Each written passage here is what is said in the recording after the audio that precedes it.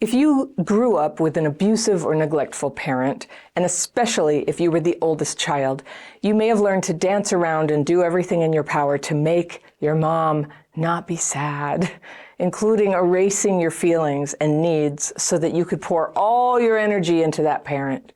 People who have done this often have a hard time getting perspective on it and realizing that no parent should be draining the life out of a child so that they can get their so-called needs met. The parent's needs are never met this way, of course. And worse, the child risks by not really being seen as the child they are. They don't develop their full sense of self. That can happen.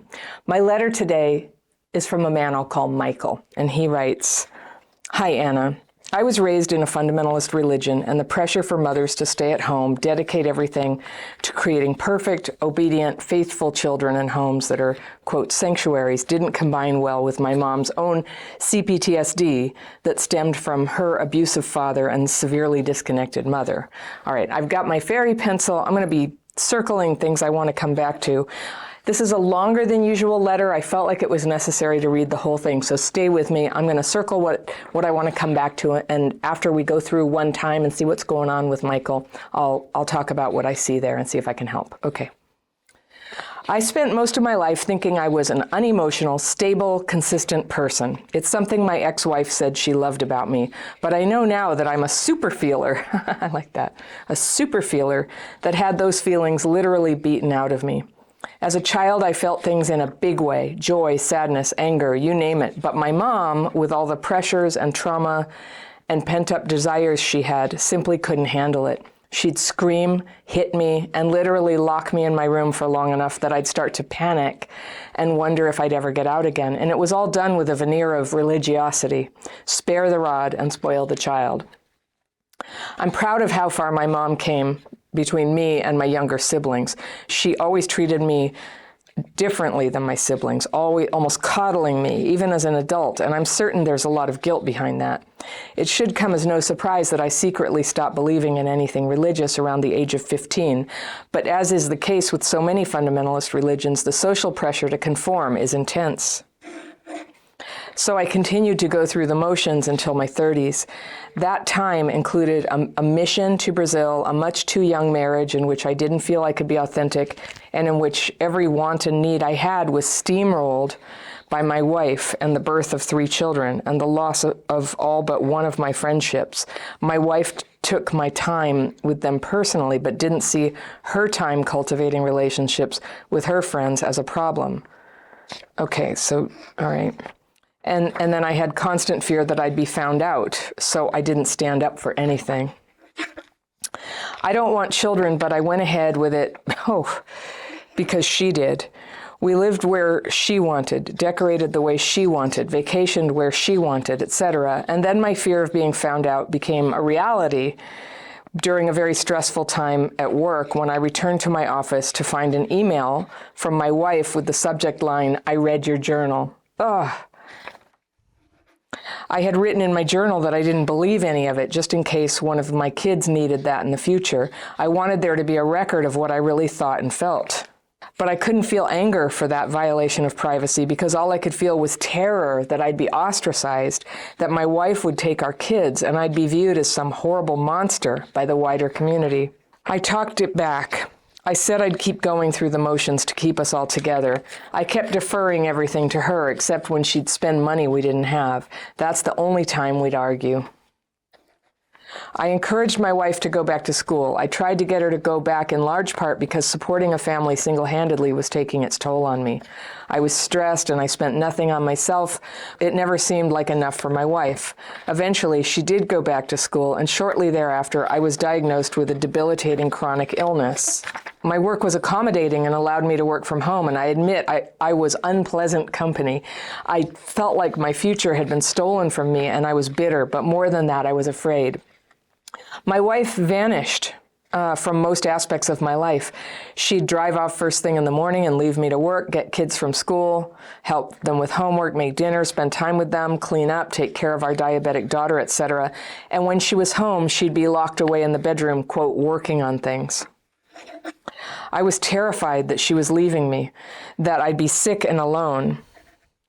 I wish I'd had the tools and confidence to ask her what was going on, to tell her how I felt, but I didn't.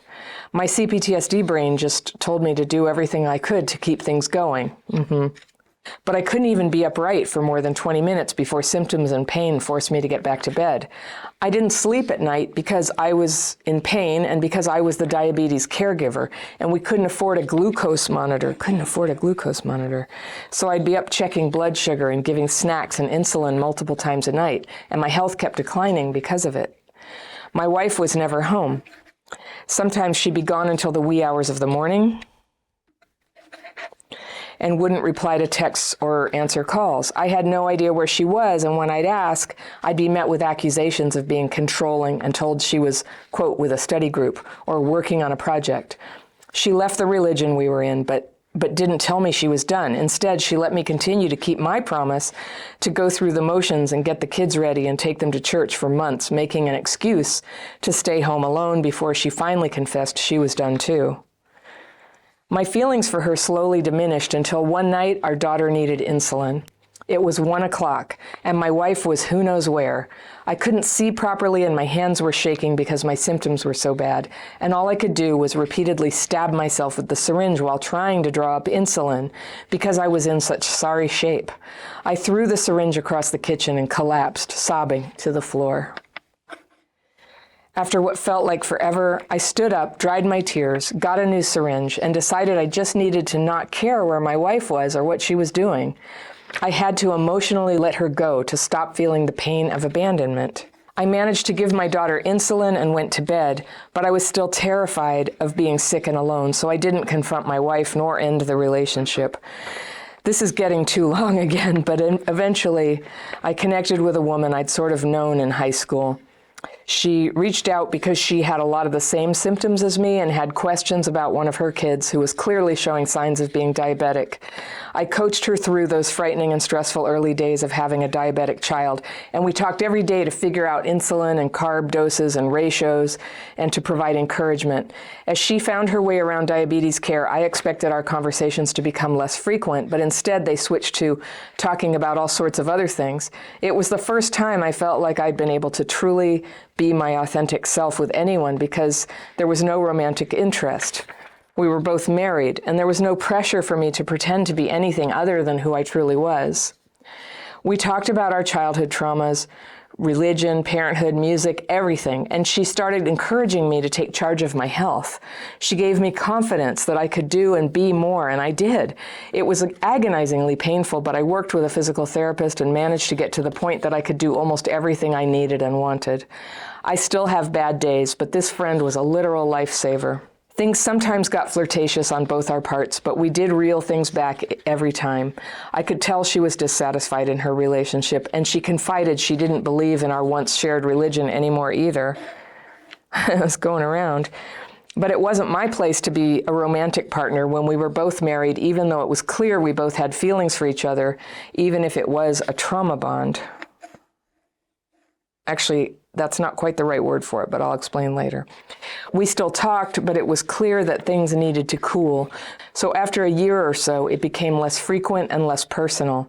As my health improved, she felt hurt that I wasn't just all in again, and she started once again going through my personal things, my social media, trying to get into accounts, etc. And she decided it must be the fault of the woman I'd reconnected with.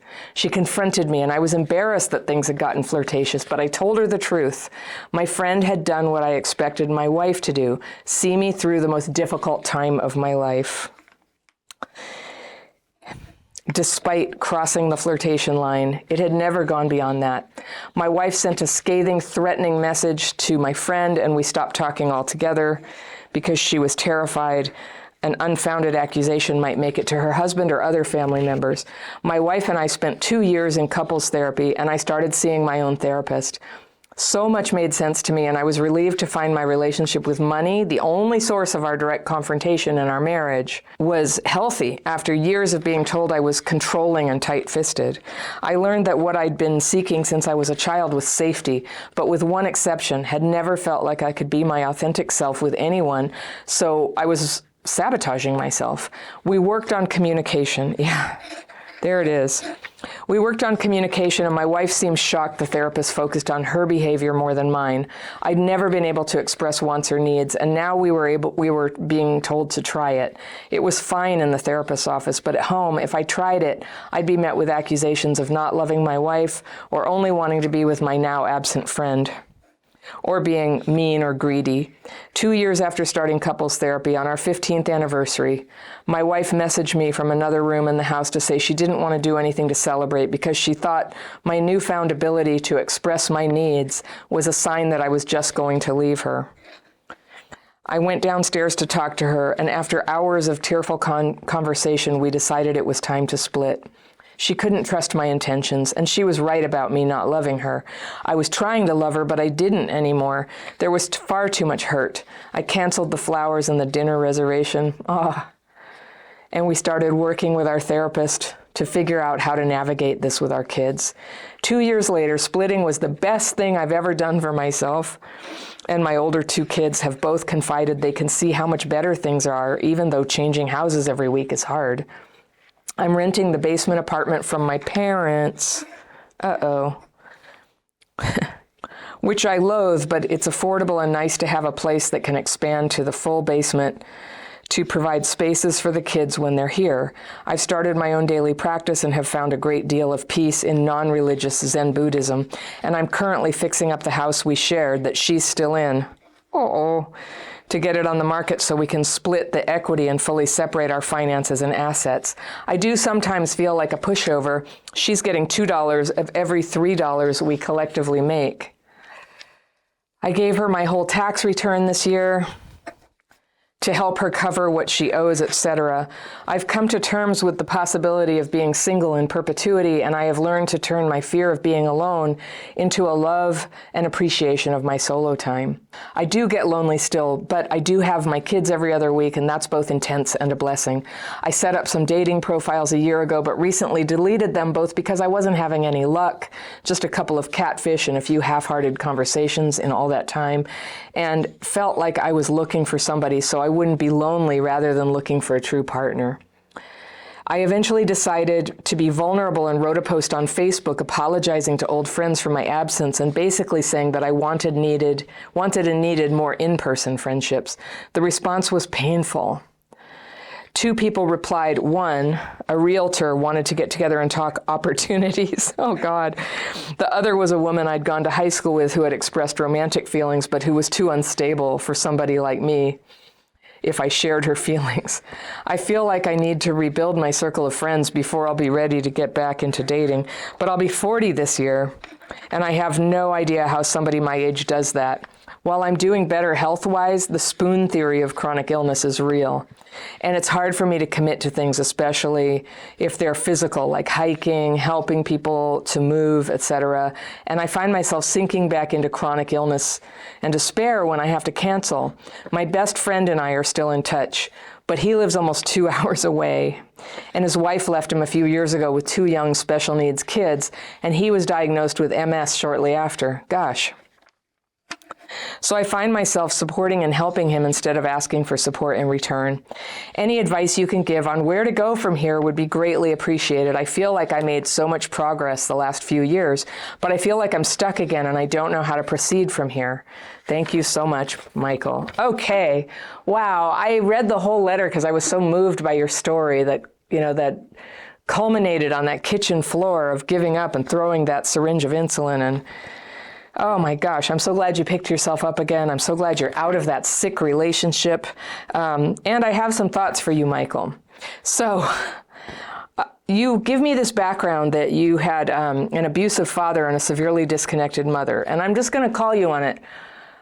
Is it really necessary for you to live with your parents? Because you got out of the frying pan from leaving home as a youngster and then into the fire with your wife. Now you went back into the frying pan. And I just think, I'm going to tell you like sneak preview where this is going. I see you as a person who has lost his power and you are not able to stand up and define your own boundaries. And you're telling me you can't really remember who you are. You've been in an emotionally abusive relationship for most of your life. And if it wasn't your parents, it was your wife. And one thing that I know about that from experience is that it really separates you from other people because everything is a lie. And this, I'm guessing what religion this is. It doesn't really matter what it is. But the fact that you and basically everyone you know was terrified to be honest about where you were, that you weren't into it anymore, but the terror of being, exiled from your community, from losing all your friends, has held everybody in place to live a lie. And that is so tragic. And I'm really glad you're out. I think that sometimes healing, it's a zigzaggy line, and it looks very messy when the old thing breaks apart, and it seems like the new thing will never happen. Now, you didn't tell me what your chronic illness is, and so I don't really know, but I know that so many of us, when we're living in a lie, when we're living in emotional abuse, when we're cut off from other people and unfulfilled, when we're tolerating horrible things just so that we don't get abandoned, we are so susceptible to somaticize the emotional pain that we're going through into physical ailments. And so, I'm not saying everything's in our heads, but sometimes if all that trauma that we were carrying, it weakens our resistance to things like autoimmune diseases, heart disease, cancer, chronic pain. All of those things are highly correlated with trauma. And so sometimes when you heal the trauma, it creates enough healing in your body, enough spoons in that spoon theory, they stack up and things get a little better and you start to be able to heal. I was delighted to hear that with the help of one friend, you were able to get some improvement and take positive steps on your own behalf. So I just thought there was still telling language here. You masqueraded as a kid as an unemotional, stable, consistent person, but actually you were a super feeler, and I love that word. You were a super feeler and are. People remain their true selves. You have feelings in a big way: joy, sadness, anger. And you felt like you couldn't do it because of your mom. You couldn't express yourself. It was all about her, and then she punished you. And oh my gosh, what a mind F all of that is. I'm so sorry this happened to you. It's not your fault.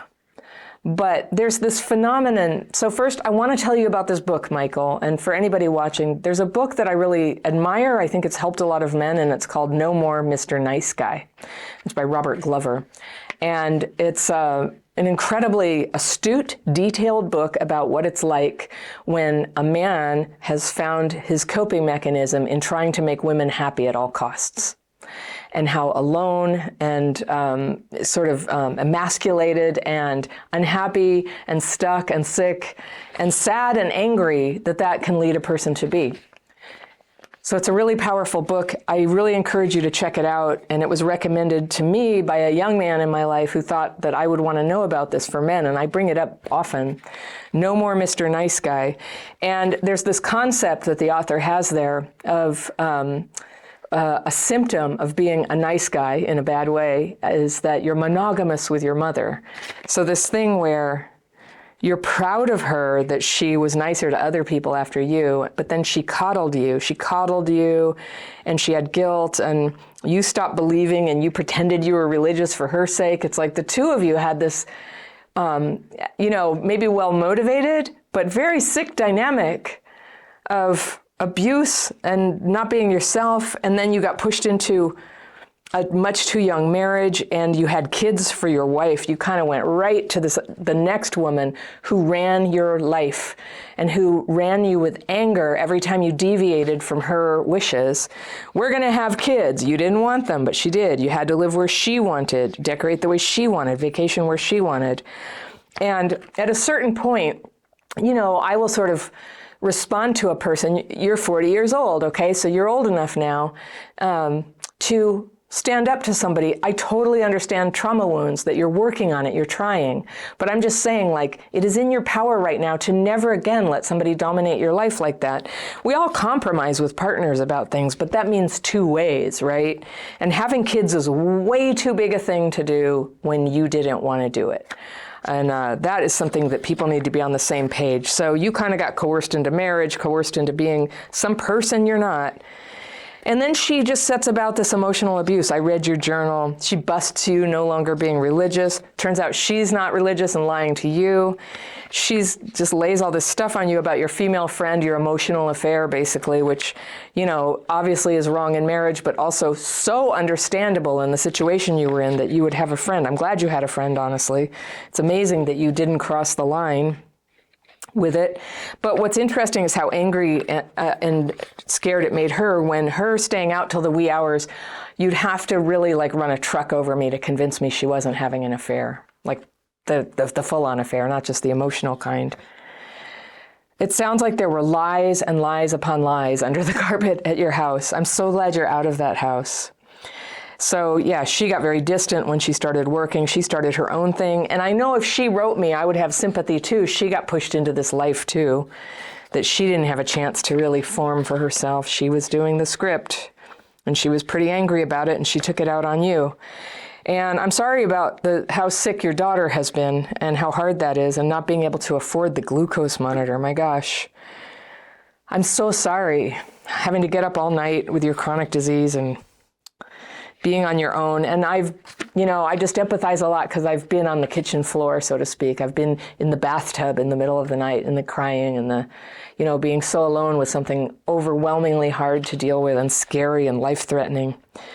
And some of us come through the other side and we have a strength and a wisdom to give. But one of the sort of bargains that we have to make if this is going to become strength is we must never again accept abuse. We have to draw the line on no longer lying about who we are. Let the chips fall where they may. And it sounds like you have. You're practicing your own spirituality now. You're pursuing healing. That's right. You've been out for 2 years, and 2 years is a good, healthy time to be working on yourself and getting life together.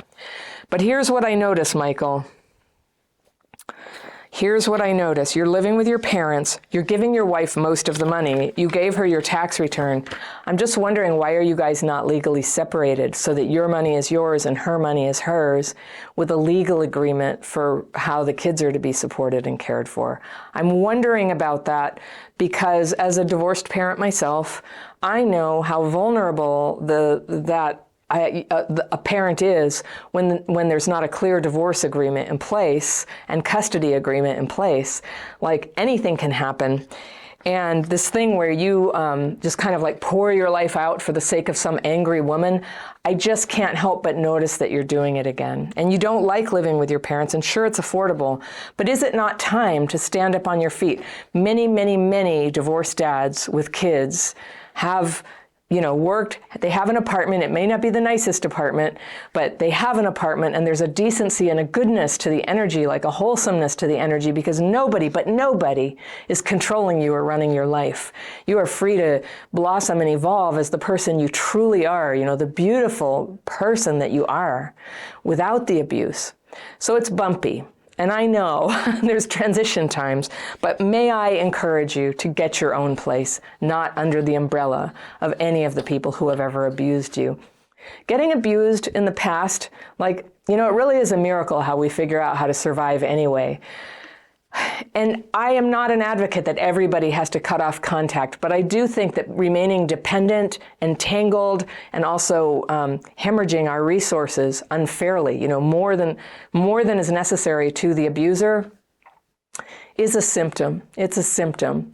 And it's amazing what you can do when you take all of your energy, all that energy you have, that money is energy, right? Your physical powers are energy to heal your own body, to heal your own life, to heal your own family, which is you and your children. And yeah, they have a relationship with their mom, but you have a family, and this is where your energy is needed. And so I hear this, there's this weird, I can just see it. It happens over and over again in your story where you feel like you have to do everything, that you're not entitled to just be an equal among equals, and hold your ground and have your money and say no and let women get angry if they must, right? It's actually okay. It's actually okay because you're free. You're free now. You're free to be yourself. So I hear there's money problems here. You say your relationship to money is sound. And I'm glad to hear that, because always after a divorce with kids, like that's so important for both parents to have their money act together. So you have that together. I'm having trouble understanding why you're hemorrhaging money and giving it away. So I encourage you to deal with that. So friends, I think that if I were to go by my own experience, when you've been in an emotionally abusive relationship, you live a lie. You're always presenting a happy face to people. You're not forming real friendships. Like real friendships, it's not that you sit around and you had said trauma bond. And I just wanted to say, I know what you mean, that you both have been through trauma. You're going through trauma. You bonded over it. There's that. I think it needs a special word. Technically, trauma bond is intermittent reinforcement, where somebody blows hot and cold and you end up like totally hooked on them. And that's a trauma bond relationship. So that's for another video sometime. But I know what you mean. You know, you bonded with this woman over trauma. I don't know, it sounds like it was actually a great relationship. A great relationship begins with a great friendship of mutual support. And so who knows if she ever is available, you know, that could be there. You know, somebody did show you real love there, and I'm glad. But the friends thing is not going so well. And I think that you've been living a lie so long, you can't really, you know, I call it vibrating. Yeah, like somebody who really likes comedy, you know, when they do comedy, they vibrate. They're just like vibrant. They're happy, right? They're happy. And other people who like comedy, you find each other and you enjoy things together. You've been so suppressed in anything that you actually like that nobody can find you. And I think with your illness too, that tends to dim your light. You know, I call it a cab light. It's the light on that I'm available. I can be a friend. I can be a partner. I'm open for business, you know, but your light is dim right now because well, I think a lot of your energy is going into your ex. So sever that tie, you know, just have a legal relationship that's cooperative for the sake of the kids. Save that energy to let that light in you brighten so that your future friends and perhaps a partner can see you, so that when they talk to you, they recognize common interests, so that you're not just instantly going into this fake version of yourself with them. Yes, it will be messy at first, and that is okay. And some people will fall by the wayside. You'll lose old friends that you thought were there for you. You'll get new friends. Some of the new friends turn out to be shallow. Like, you know, we're not the greatest judges of character just right out of the gate when we're healing trauma, but it comes quickly. The two things that I really encourage you and anybody healing from, you know, a great big traumatic abusive relationship is to find support with like-minded people who are also healing. That could be a 12-step group. It could be a therapy group, but you know, when money is an object, I really endorse getting together in groups that are free, that are mutual support for people. Yes, there's no professional present, but 12-step groups are very well set up to sort of provide a container for people to give each other mutual support. And everybody, you know, you'll find people who will go, oh yeah, you know, somebody was terrible to me there, or they tried to pick me up. Of course, people are people, but you get to have boundaries now, and you can freely associate with people without making them your savior, your higher power, you know, to hold them on a pedestal like they should know how to act. Like people who have troubles can help each other, but what you can expect from people who have troubles is sometimes they're troublesome, okay? It's okay. But 12-step groups, it's that community of love and healing that is there. And it's not just that. People who come just for social reasons don't tend to last very long or contribute much. It's you go in and you work a 12-step program. And I don't know what it is with you, maybe Codependence Anonymous, something like that. There's ACA, Adult Children of Alcoholics and Other Dysfunctional Families. That is a program that a lot of people really enjoy. That program acknowledges PTSD in people from abuse and neglect. So just saying, there are places out there you could go to. You'd also be tremendously welcome in my membership program. In my membership program, we have courses, we have webinars. You get all this free. You get access to this stuff that normally costs money. You get the year membership, and then you have access to all the courses, all the webinars I do, and you have access to group coaching calls I do every 2 weeks and free daily practice calls.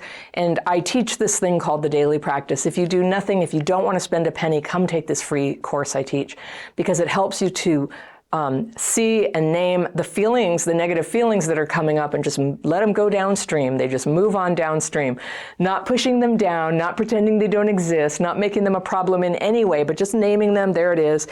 And then it's a spiritual, prayerful act of releasing them or asking them to be removed, to get a little freedom to just experience reality within yourself for a little while before all the fearful, resentful thoughts start raining down again. They always do because we're human.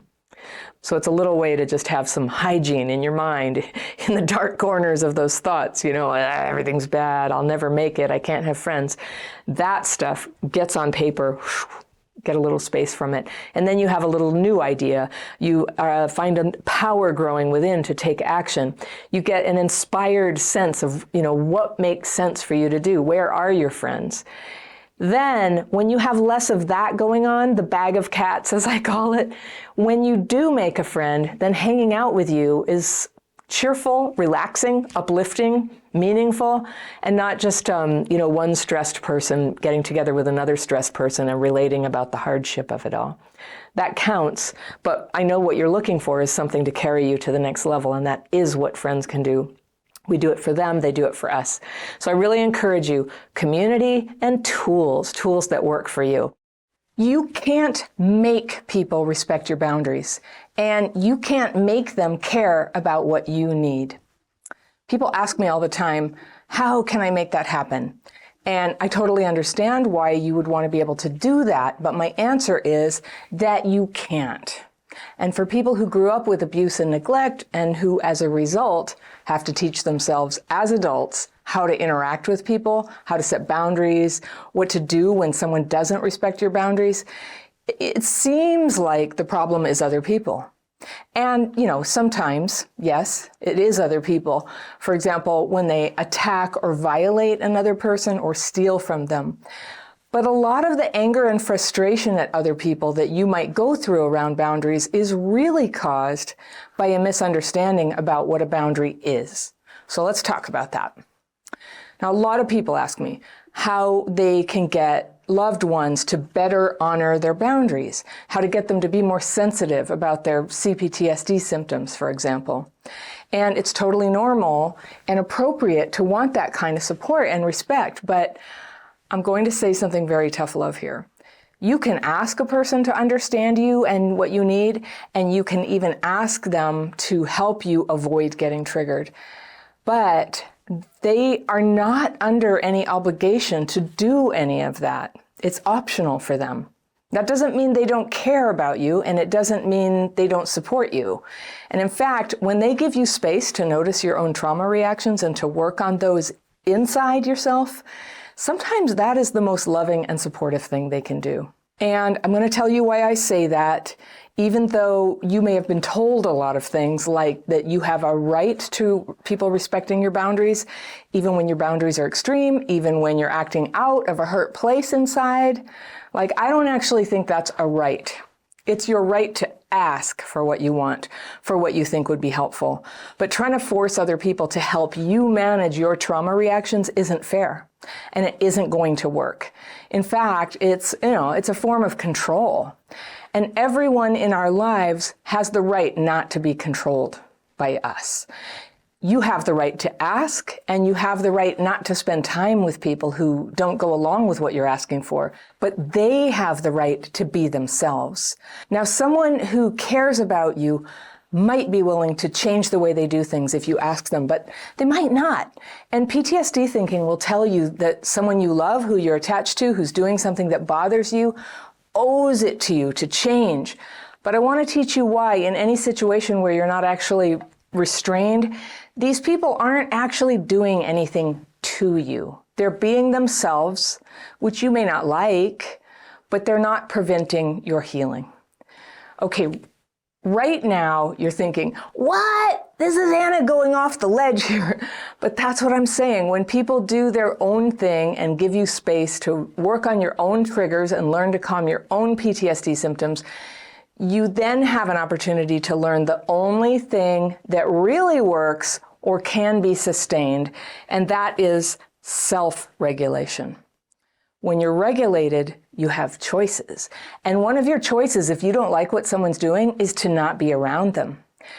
And I mean, you don't like people drinking, right? For example, maybe you don't be around people drinking. When your brain is regulated, you might see more clearly that this person isn't really drinking at you, they're not doing anything wrong.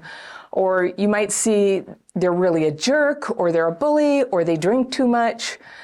Maybe you ask them to change once or twice. If you ask them 3 times and they still don't change, well, now you're up against it. If you ask any more, if you just continue to keep, asking for the same thing over and over and they won't oblige, even if you succeed at making them do something, it's not going to bring that harmony and that good feeling of being supported and connected to that person. And that's what you're craving, right? So at that point, if change isn't going to happen, you either let go of your grievance or leave the relationship. Because if you push and nag and repeat the demand that they change, it'll only suck the soul out of you and them and everybody who has to deal with you too. So it's a beautiful idea that if someone would change, if they would just change, you would be okay. But even when you can get someone to strike that bargain with you, to try to fix you by being what you ask them to be, you're only putting your cptsd into a hermetically sealed chamber. What prompts our healing is usually actually friction, problems. People do their thing around us, we get triggered, and it's impossible to control or avoid. So that's why so many people with childhood trauma end up retreating and getting as far away from people as they can. Isolation might prevent triggers, but it also prevents fulfillment. So our challenge is to stay away from those who would abuse us and with everyone else, to be at peace with people as they are. Peace with people comes with knowing and accepting that healing happens inside. Other people in our lives, they matter, their behavior matters, but they don't have the power to heal us. And even if they were willing to try, they couldn't do it. They can't heal us. So have you been through this experience before where you're trying to help someone and they just won't change? Or when someone tries to help you? And this happens all the time, right? This could happen when you read a self-help book, or you see a therapist, or you ask a friend for advice, or when you watch one of my videos. I can't change you, and neither can anyone else. Maybe I can influence you though, but only if you want to learn from me, only if you want to hear what I'm saying and you think, oh, I'll give that a try. And even then, it only works if the obstacles that you carry around to learning and changing aren't in the way. So I'm not saying everything is a construct of our minds or our will. People do influence each other very deeply, very profoundly for good and evil. And this is where I suggest you put your focus on choosing carefully who is going to influence you, and thinking carefully about how your behavior influences others. So let's talk about what is realistic for you to expect from other people. They can potentially provide a calm, safe environment. Not everyone can do that, and they can encourage you when you're freaked out and encourage you to get out your tools and deal with the disturbance within. So for me, the tools are a pen and paper. And people who love me will sometimes remind me, do you want to write your fears and resentments about this? I actually don't like it when people suggest that, but they're usually right. That is usually what will help me when I'm getting kind of aggravated. You will be amazed when you learn to regulate your trauma symptoms, the overreactions, the unreasonableness, the demands that we put on other people, because it seems like all that's needed is for them to change something about themselves. And you will be amazed how much easier it is for other people to love you and be close to you when you let that go. So how can you do this? When you're in that place where you want to make a demand on someone, it usually means it's time to do what I call stop and drop. Stop the action that's escalating conflict and drop into a chair where you can start writing your fears and resentments. That's one of the 2 techniques that are part of my daily practice that you always hear me going on and on about here. It's a free course. You can learn and try it in less than an hour. It's always down in the description section down below my videos. It's there called The Daily Practice. Take the free course. It's also on the free tools page of my website. The link to the free tools page is at the top there. It's on the courses page of my website at crappychildhoodfairy.com. I hardly let you get away from this. It's free though, and it's worth giving a try. If you're having trouble managing your cptsd symptoms, if you're feeling overwhelmed by life, by the people around you, you might find this as helpful as I have. When you get relief from the fearful and resentful thoughts, things get clearer. And, the fire kind of burns off and the truth is there and it cools down. It's not your fault that you were abused and neglected as a kid, but now it's you. You're the one who needs to stop acting out on the trauma. and to learn to try things and notice your triggers when they happen and develop techniques to calm them, okay? Now, some people will be very open to learning what you're working on and they'll support you, but probably not when you're yelling at them. So it kind of defeats the purpose.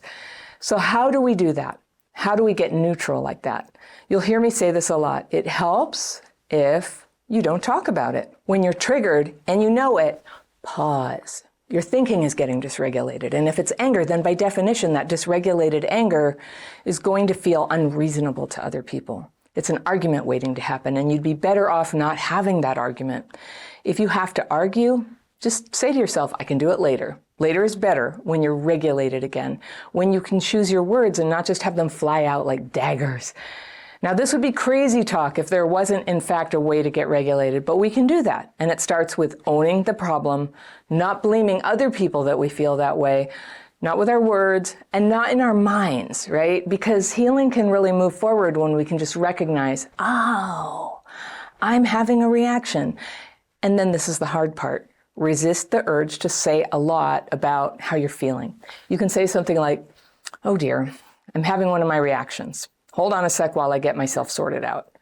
But don't set yourself up to insist that you get heard about this. Don't wave your feelings like a flag. I'm triggered, I'm triggered. Trying to get other people to deal with that sort of thing tends not to work very well at all. So this is your new approach. This and giving yourself a little time out to write your fears and resentments can work wonders. And after that, whatever you need to discuss is going to be simpler and lighter and easier for another person to hear. And that's a good thing when it happens. But the nicest feeling of all is knowing that whatever happens, whatever present day reactions are rising up out of your childhood trauma, you'll be able to deal with it. You'll keep your boundaries. And gradually, you'll open your heart to all the love and fun that life has to offer you. Growing up with an emotionally unstable parent probably taught you to focus on their feelings and their expectations of you at all costs, kind of like being a hostage. And a lot of people have to work really hard to change that pattern as adults, because if you got really good at erasing your needs and fawning all over other people and trying to guess what they want, you are in for a hard road. But people do recover. They get their awareness back, they get their feelings back, and they begin to be able to detect what is in their best interest. The hard part is expressing that, especially with maybe family of origin people who couldn't recognize a boundary from you if they smacked right into it. When sick people don't get their way, they try to hurt you. They do. And this is when setting boundaries can be the hardest. My letter today is from a woman I'll call Valerie, and she writes, "Hello, Anna. How do I tell my own mother that I don't want to be in or attend her wedding ceremony? I've been working on setting boundaries with my mom because she's caused a lot of trauma in my life. I grew up in a chaotic, inconsistent, unhealthy household. She was in a mental hospital for about a month when I was younger. I still don't know the diagnosis because she's in denial, but if I had to guess, I'd say borderline, bipolar, or narcissistic personality." All right, I'm circling. I've got the fairy pencil. I'm going to circle some things to come back to, but let's read all the way through Valerie's letter and hear what's going on, and then I'll come back. All right, she says, "During my childhood, she could be extremely loving and fun, but I was always waiting for the other shoe to drop. You never knew what could set her off. She would throw fits and go into an impulsive rage. She would use anything and everything against you to hurt you. She was controlling and manipulative. All of her romantic relationships were codependent roller coasters. I began to see a pattern. She'd rush into a relationship, become unhealthily infatuated, prioritize them over anything, and then months later, she would vilify them and then take them back, and the cycle would start again. Many of her relationships involved physical abuse, and she dated a lot of addicts and recovering addicts. She eventually became a drug addict, and it spiraled over time. At the worst of it, she was homeless and unrecognizable. After failing attempts to help, I made the hard decision to completely cut her off. I went no contact for about 6 months and slowly let her back in as I saw that she became and stayed sober. She's now 4 years sober. I live several states away, so it's easy to keep my distance. We have slowly repaired our relationship, mainly over the phone. The underlying mental issues are still being ignored and remain a problem.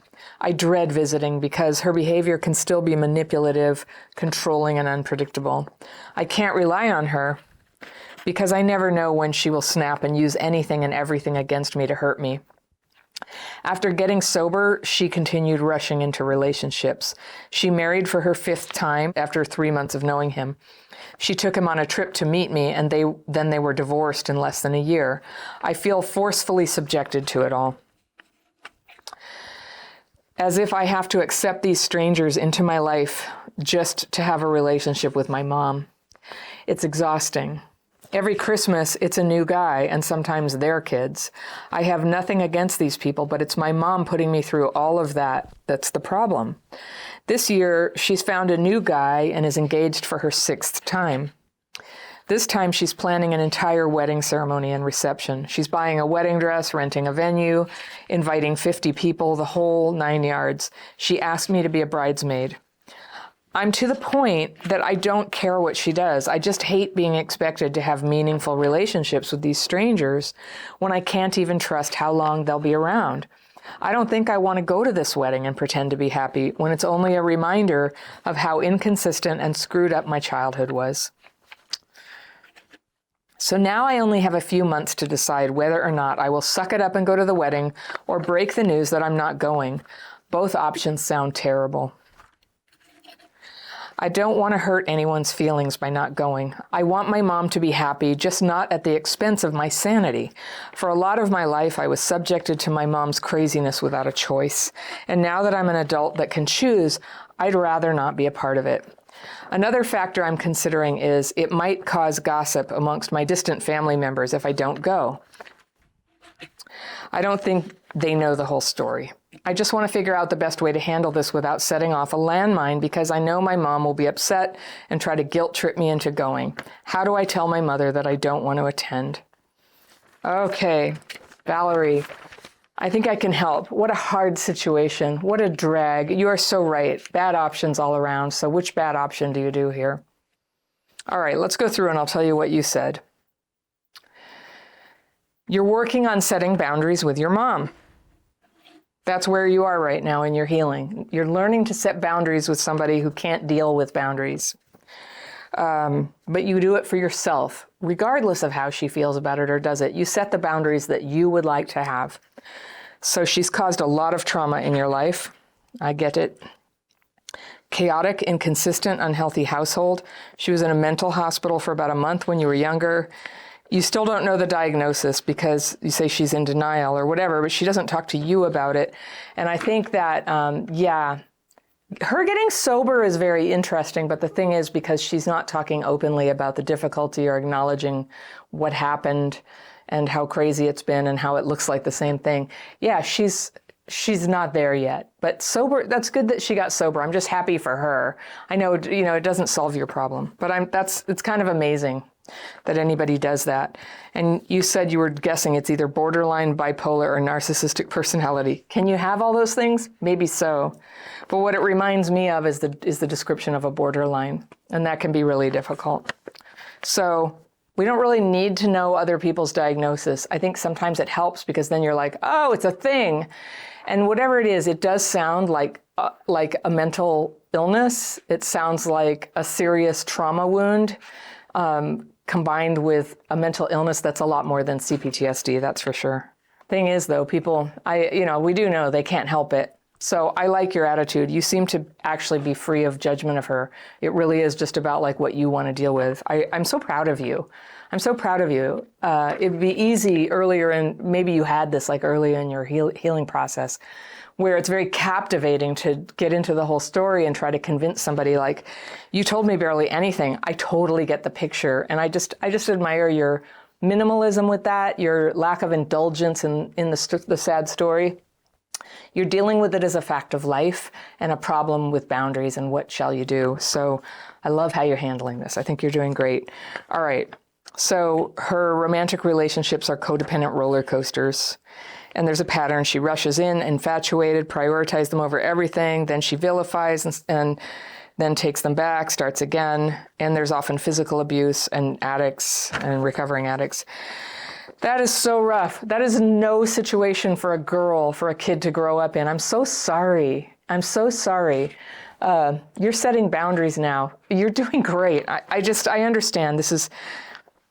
I've known people like this. And it's crazy making. And that's why I think you're a miracle. It's crazy making, it's debilitating.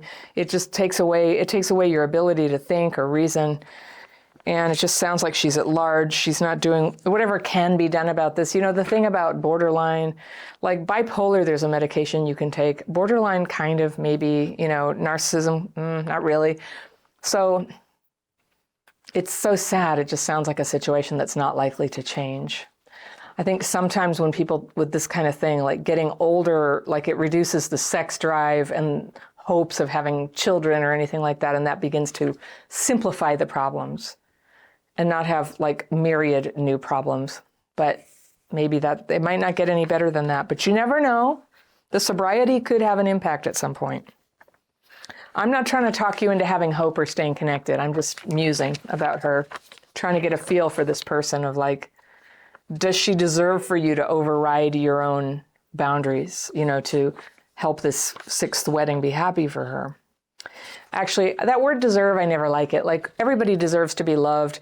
Everybody deserves to be treated well. Most of us have to do with a lot less, and that's just how it is. We are not always in a position to fix that for other people. I would say whatever's wrong with her, no matter how much you bent over backwards to try to make her wedding happy for her, it's going to be what it is. It's going to be what it is. And so she'll have reactions if you don't go.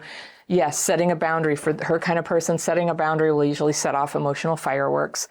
You get to go no contact again if you would like to. That's one thing you can do. And she can do that. She can gossip about you to the extended family. Like, if they don't know you guys well enough to know what she's like, who cares what they think? They'll figure it out eventually. They'll figure it out eventually. If you want to, you can talk to them about what's going on with her. If you want some kind of a relationship with them. It sounds like they're very distant though, so it just truly doesn't matter what they think. If I had a nickel for every person from afar who has a negative opinion of me, I would be rich. It's what happens when you put yourself out there. It's what happens when you have a life. It's what happens when you survive adversity, is some people cannot deal with it and they don't care to listen or pay attention to who you are, and they don't reserve judgment. But who knows, maybe your relatives are emotionally mature enough to reserve judgment. Maybe they know her well enough, even in a short interaction, to consider the source. All right. So if they know that this is her sixth wedding and they hear you didn't go, I tend to think they understand what that means and they would not judge you. Okay. They might be really cool and they don't judge anybody, but I just think if people are going to judge you for this, who cares about them? So that's not fair to you, though, if you love them and you want them in your life. I understand. It's hard. But I would not go to the wedding just so they're not mad at you or so they don't gossip about you. That's not a good reason to go. And I'm truly open to you going either way on this one. All right. You feel forcefully subjected to it. All right. That's what it feels like when somebody can't handle boundaries and guilts you and throws emotional fireworks over your decisions, and you're saying, you know what, I don't want to get dragged into this again. We've been through this before. It brings up my old stuff. Everything you told me, I don't even think it's worth telling her about. It'll fall on ears that cannot hear it, that take it personally, that are lashing out. So you have a few months to decide. You don't like being reminded of how crappy your childhood was. So all right. I tend to think that don't go, but if you did want to go, I would say check out my daily practice so that you have a way to keep moving all the bad feelings and memories that come up. Just have a way in your hands that constantly, even at the wedding, even leading up to the wedding, every conversation you have with her, you can keep processing what comes up and keep moving it out of your head, onto the paper, down the assembly line, into the past. That's how it works. And have more neutrality to how she's acting right now. Because you know what happens over time. You've already come very far on this, I'm sure. When you're in the middle of it, you're very reactive to the person's foibles. When you're a little farther down, you're just like, here we go again. Mom, yeah, okay. So you're a lot less, freaked out about it. That doesn't mean you have to like it. That doesn't mean you have to pretend it's not happening.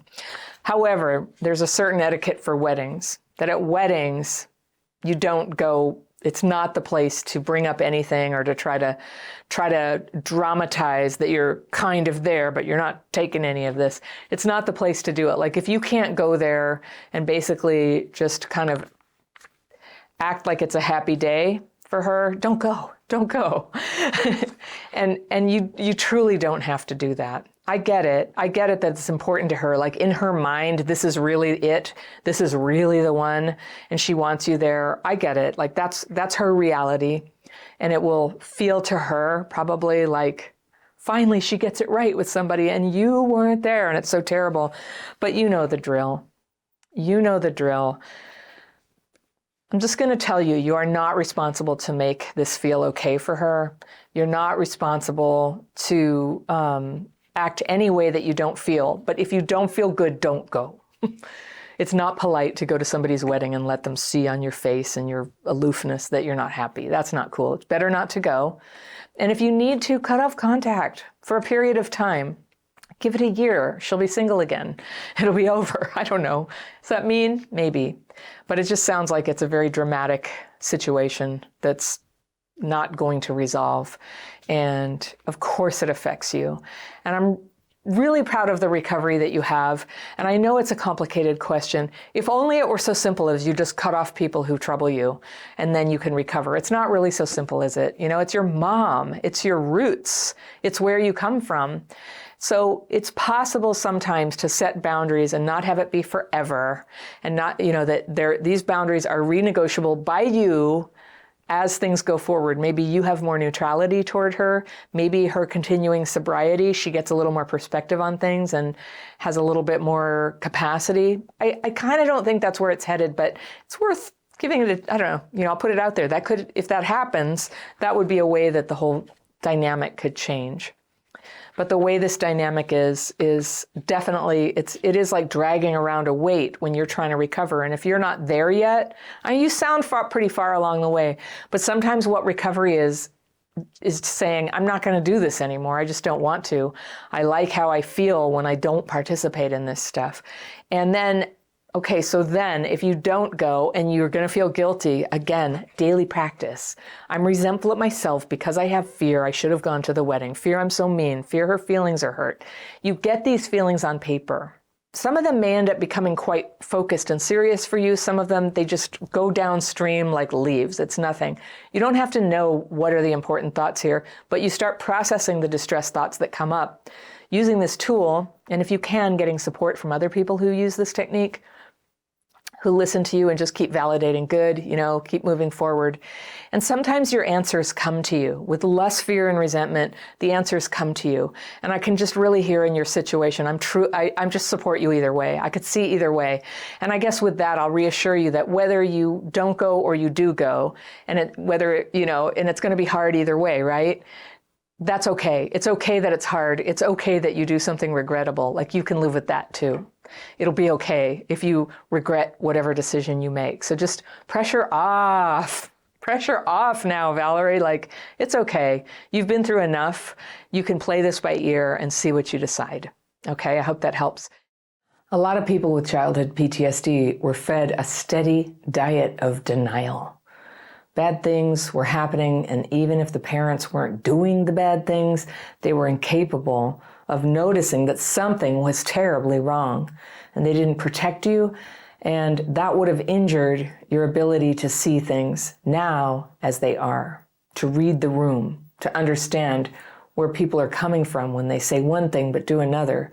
And denial may have trained you to express your wishes and then be surprised and angry and confused when other people don't honor what you just asked for. My letter today is from a woman I'll call Caroline, and she writes, "Hi, Anna. I'm 29 years old and currently hold a good job, and I'm living comfortably on my own with my dog and 2 cats. Okay, I've got my fairy pencil. I'm going to circle things I want to come back to on a second reading, but let's read through Caroline's letter and see what's going on. She says, I'm the youngest of 5 children, with my sister being the next one up from me, and she's 8 years older than I am. I also have 3 brothers, 2 of whom suffer from various mental health problems. The third is in a federal prison with a 30-year sentence for being involved in online material that harms children. I changed the words there for the sake of everybody on YouTube, but I think you know what I mean. Okay. What memories I do have of my childhood were not entirely happy. My father worked a lot and was absent when it came to extracurricular activities that we kids were involved in, but he was also loving at times. I was a big daddy's girl and still consider myself that today. My father is a very charismatic man, but I think he has narcissistic tendencies. It's still hard today to see my father in a bad light and to criticize his character. My mother was caring but often stressed out due to finances and the care of the house and us kids, as well as holding a part-time job. And most of my memories of my parents were of them fighting. My dad had major anger issues and would often destroy walls, doors, or objects. Yeah. Neither him nor my mother truly abused us except the occasional whipping or spanking. I spent a lot of my childhood in fear of my father's angry outbursts, and I did all I could to please him and make his life easier. I was a difficult child, in my opinion, in that I was argumentative and fought a lot with my mother, which would cause arguments between my parents. I'm not sure, I think that's a big deal, okay. I'm not sure when or at what age it started, but my oldest brother, the one in prison, abused both my sister and me, though I only recently found out about my sister. I was told by my mother that she walked in on my brother abusing her, and my father beat my brother in hopes that would not happen again. My parents didn't know the abuse he inflicted on me until I told them about 6 years ago. Yeah. All that time, you didn't feel like you could. I get it. And 6 years ago when he got arrested, I often felt emotionally neglected as a child and alone. Yeah, you were. We moved a lot when I was young, so I never truly established lasting friendships. My parents divorced about 5 years ago after 40 years of marriage due to my father's infidelity with a woman 20 years his junior. That woman is still his, quote, partner today, though he's happy and the calmest I've ever seen him. It hurts to know that she is so much more a priority to him than us kids ever were to him. I could go on with examples, but this is not about their relationship. His complete 180-degree change has made it more difficult to keep the idyllic image of my father intact. He no longer believes in religion, and so his hypocrisy, because there was a part of the letter I didn't read just for length, that it was very strict religion when she was a kid. He no longer believes in religion, and so his hypocrisy has really screwed all of us kids up, considering we had to be the perfect pastor's kids growing up, and we weren't, or we would be punished. Off topic, but his lack of empathy, love, or attention to our family dog, and hatred for cats was always a sad part of my childhood. I relate to that, Caroline. Yeah, it hits you later, doesn't it? Like if they would treat animals that way, what does that say? Kind of opens your eyes about your own treatment. However, he's now a cat lover because his girlfriend, who's still married, I might add, oh, there you go, you're getting into their relationship. We're not going to go there. But she's living with him, is a huge cat lover and got him 2 cats of his own. And the relationship with my father now is rocky on my part because I still just try to please him and end up feeling rejected and abandoned by him. I've never had any successful romantic relationships, and friendships proved difficult in my younger adult years. I've watched enough of your videos, daily practice, and calls to now be able to name some of my issues. However, I still can't seem to fix myself no matter how hard I try, no matter how many self-help books I read or listen to, and no matter how much my family members try to encourage me. I'm at the end of my rope. I feel like I'm in a room filling up with water and I'm trying to suck whatever oxygen is left to survive. It's quite an image. The most recent failed fling has really debilitated me in every facet of my life, and I'm so frustrated with myself. This guy, Tom, I met on a dating app, and it seems like he ticked all your green light boxes. She's talking about a free PDF that I have called Green Lights. It's signs to look for when you're first dating somebody. He is 12 years older than I am, but I tend to date older, and he arranged our first date at a very nice restaurant, and we hit it off instantly. It was simple dinner, and then and then a hug goodbye. And since then, we've been on 6 dates, all of which he initiated and planned. Unfortunately, I succumbed to my sexual urges on the 2nd date with him. However, this was after I disclosed that I have an incurable but under control STD. He said that he respected me for telling him and knew that took a lot of courage. And he also said that he wants me to trust him and we don't have to rush anything. Boy, I screwed that up. No pun intended. Okay.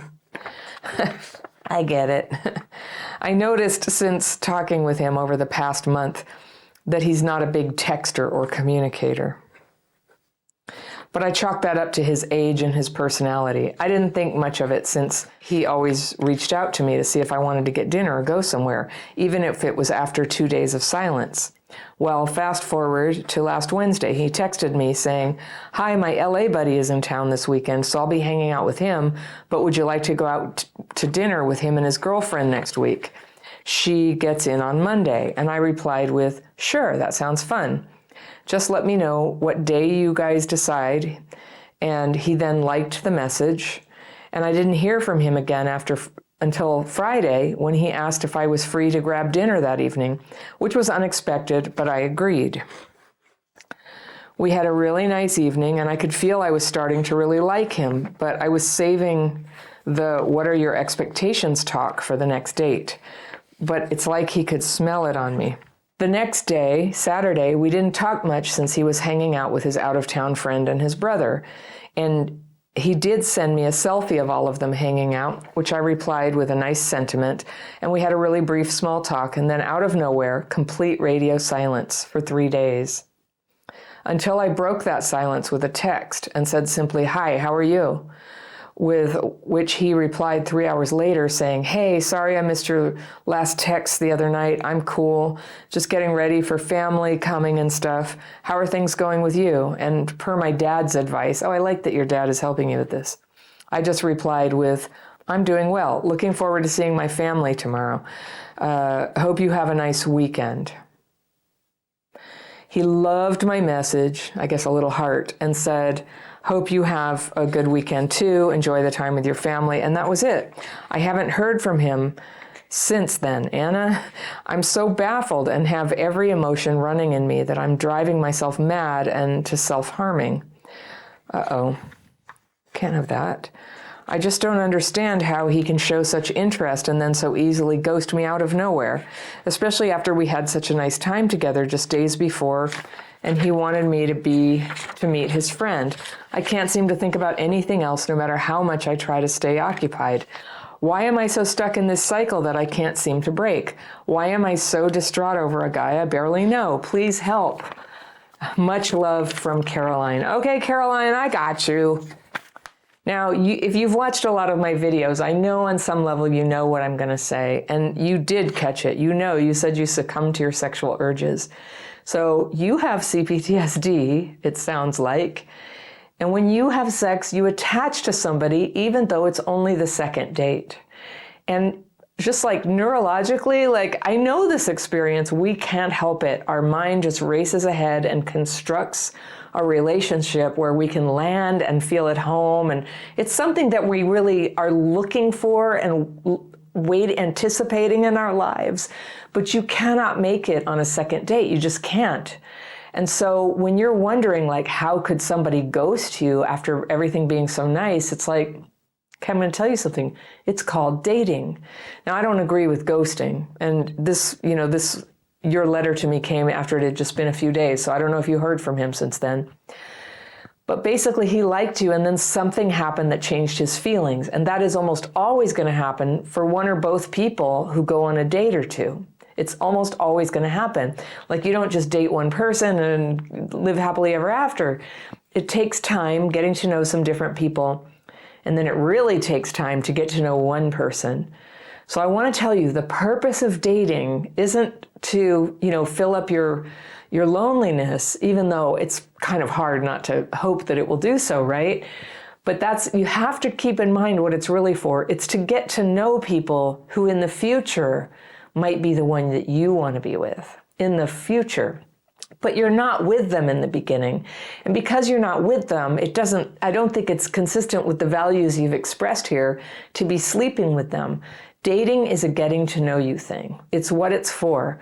And when you start noticing dating that somebody like doesn't respond for 3 days, or that thing where he said, we'll hang out with my friend, but it sounds like he just didn't follow up on that. Like something happened, but that's what happens.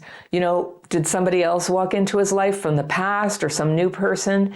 Did he, is he actually like bipolar and you don't know that about him yet, and he's going through a rough time? We don't know. But that's why it takes time to date people. It takes time to see what are they like under pressure? What are they like when people come to visit? And so as much as we can, we want to go very slow in the beginning and keep our heads grounded, and just like, I am just getting to know this person. They may be dating other people. They owe me nothing. We have agreed to eat dinner. We're going to talk. We're going to get to know each other. Now, there's flirty energy maybe. There's a romantic undercurrent.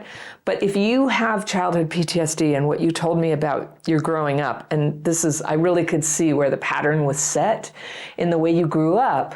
But if that's how you grew up, attachment is going to be like full of little nails and broken glass. And that is why we have to go so consciously towards relationships with people more than other people. I don't know how they date. I don't know how they do it. I don't know how they survive all the hookup culture stuff. If you have that attachment wound and you just naturally, it's just like, I don't know, people are so attractive, aren't they? Like, it just would be so great if you could just jump in. But it's always like this. The feelings that you're describing, I worry that you feel self-harming. Like, please don't. I'm here to just reassure you. This is just normal stuff. It's important to just psychologically set yourself up for a first date by just saying, nothing is riding on this. This is not the end all be all of my life. I'm getting to know somebody. And if I like this person, I will be open to a second date if that's how we both feel. And if I like the second date, I will be open to a third date. But you take it just very incrementally, very one step at a time. This is the deal. So here's what I saw from you growing up, is you got deprived of attention and love. Your mom was completely stressed out. Your dad was angry and absent. And then he goes off, with this new relationship. Now, if I can just give you a bit of advice about that, we don't really have a say over our parents' choice of relationship. And it's very, very common for somebody at a certain point in life to leave their past relationship and get into a new one. And if he's happier, it just sounds like it was possibly a good move. I never like for marriages to bust up, but after all your parents had been through, I would have guessed that they did all that with all the, raging and criticizing and fighting. He had anger issues. Sounds like he was a really unhappy person, and so was your mom. So it is possible sometimes for people to move on in a happy way. And then you say you were a difficult child and that you were argumentative and fought with your mom. So I just can't help but just wonder if on some level your girl spirit, your teenage, spirit, if you'll forgive the phrase, right, Nirvana song. But if that spirit in you was angry at your mom for allowing things to get so bad, that was the parent who was safe for you to be mad at. And I'd have been angry too. This was terrible. Most of all because of the abuse from your brother. They were oblivious to you. Oh my gosh, Caroline, they were oblivious. And I've heard there are some people who are very hateful and say, well, as a child, it's your fault because you didn't tell anybody. And they can't possibly understand what's at stake in telling parents about something like this when the parents are unstable and prone to get violent. As children, we often feel like we have to protect fellow siblings, even the abusive one, from abuse that could kill them. We feel like we have to protect the marriage from, we take on this responsibility. It's natural, it's normal. No one is to blame for how they handle something as a kid. But of course you were mad at your parents, and I just think your mom was the safe one. And I see that all the time. We hold our anger at the one we can afford to be mad at. But over time, the more you reflect on what happened, it's like, wait, the nice parent, the daddy's girl dad, he was totally part of this, part of the neglect. And, I just have to tell you, your parents made a mistake thinking that because your dad beat your brother, that all was solved. And having raised kids myself, I could say it is possible for kids to have secrets, but the parent's job is to be so close with the kids that you can feel when something is wrong. You can feel it. You can feel when they're harboring some terrible shame or some injury. And you can get at that as a parent by saying, hey, how are you doing? It seems like you feel a little tense. And they will often say, especially in their teens, no, I'm fine. So I have this like trick question. I go, how are you doing as a person? And often, like, my kids during the lockdown, one of them was, already going to school in LA, and I couldn't see him for a long time. My younger son was living at home and couldn't see his friends for a long time. And at the age of 16, that's just like the worst thing. So we became best friends, and I would ask him every day, how are you doing? And I was concerned. He'd go, fine, I'm fine. That's just always his default answer. But I can still get him to open up a little bit when I say, oh, good. How are you doing as a person? And then I have some more trick questions, and I go, what was like the hardest thing for you today? Mine was this. What was your hardest thing today? And then he'll think about it and he'll tell me, and I go, what was your best thing? And I know those are like, they're almost so like trite, they're Hallmark cards, but they work. So for anybody who's a parent, it's like connect with your kids so that you can actually have a gut feeling for how they're doing. Now, if your parents had cptsd, and why do I think they did? Because they often do if they were engaged in all the fighting and, raised kids one of them in prison. That's often what's been going on generationally. So if that's the case, they're probably not that tuned into the kids, or they weren't. And when you say your dad, he can't seem to tune into you now, and he just loves the cats and the new girlfriend, it sounds to me like he's enjoying the opportunity to have more love and connection in his life, but so far anyway, he can't deal with what he did and failed to do. So far he can't. And my experience with that is that confronting them about it doesn't tend to go well. It just doesn't tend to go well. The most important thing is that you face how you feel about it, and you have the opportunity to talk about, write about, work on a healing path around it. Because there's what happened, and some, like old traditional approaches to healing are all about, you talk about what happened, you talk about what happened. Well, when it's of this caliber, it's so terrible, right? That talking about it is so re-triggering. You don't have to talk about it forever.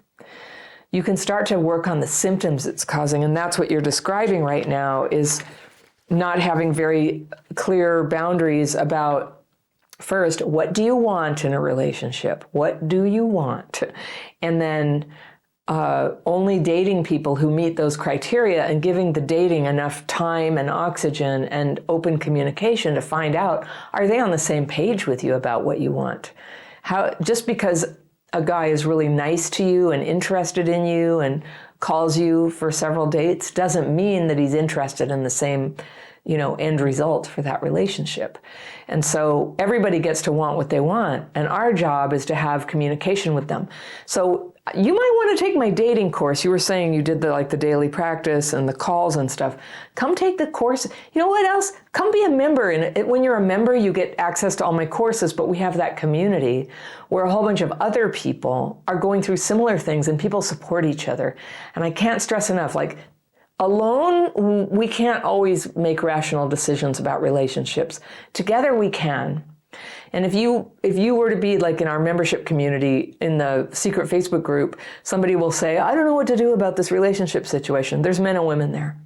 And people will chime in. And if you ask for advice, we have a rule, like no unsolicited advice. But if somebody says, what have you ever done if, you waited 3 days and they didn't text you back? And so you'll get a few opinions, like you shouldn't deal with people at all, or you should call him, or, you'll get different opinions. You don't have to take all of them, but you get to feel the experience of just being another person with other people who struggle with this too. And together you can start to kind of reason out, what are the circumstances where calling might be a good idea and people get good results? And what are the circumstances where blocking might be the thing? And what are the circumstances where you just sit and wait and see what happens? And the dating course, which you get, is part of the membership, I really spend a lot of time at the beginning going over what do you want, and then helping you identify what is your magical thinking pattern that has you skipping over the part where you know what you're getting into. That's why we end up surprised and just like hurt in relationships, is, we just didn't see it coming because we were in magical thinking, which is what trauma does. So it's okay. It's not like we're not bad people for having a very typical symptom of trauma. And we're good people when we start working on it together with other people so that we can, get real, just get real. It's totally possible to have a happy and loving relationship. And it definitely helps when you don't spend a whole bunch of time, a bunch of dates, a bunch of years, right, with somebody who isn't into you.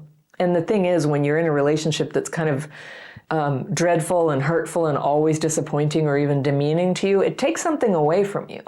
So if you have like 5 of those relationships, it's a bit of a setback. You can heal, you can still heal, but you got a lot of more work to do to sort of overcome the pattern that starts carving into your spirit, right?